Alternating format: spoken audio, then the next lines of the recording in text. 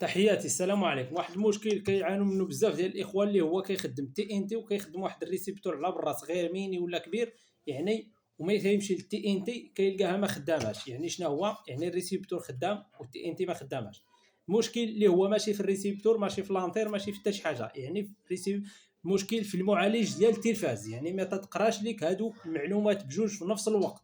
يعني المعالج ضعيف واحد شويه، ما يمكنش يعالج لك المعلومات ديال الريسيفر اللي هو شاعل باقي ويعالج لك التي ان تي اللي هي انتيغري. يعني هنا تيبقى كونسونطري مع الريسيبتور.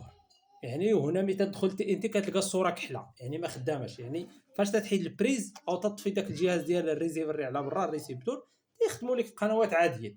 وهذا الشيء هو العادي، يعني هذا الشيء هو العادي بالنسبه لهذوك التلافز اللي عندهم معالج ضعيف، معالج على قد الحال يعني. اما الا عندها المعالج قوي ومزيانه راه تتخدم لك في نفس الوقت الريسيبتور واخا يبقى شاعل. يعني اون فوا دخل التي ان تي تحول التي ان تي غتلقاها خدامه والريسيبتور شاعل، يعني ما كاينش المشكل.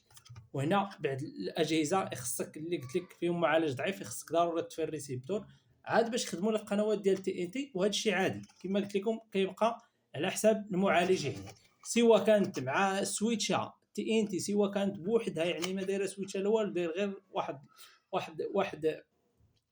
واحد القمر يعني مباشره دايرو في الريسيبتور ومباشره داير الكابل ديالك ديال تي ان تي حتى هو مباشره داير جوج كابل. سواء اي طريقه، المهم تطفي الريسيبتور على برا، كنهضر على برا تطفيه عاد بامكان يخدم لك تي ان تي. هذه الا كان المعالج ديالها يعني ضعيف، يعني التلفاز ضعيف المعالج ديالها. اما الا كان شي تلفاز قويه راه تخدم لك ما كاينش المشكل، تخدم لك هذا وهذا يقرا لك المعلومات كل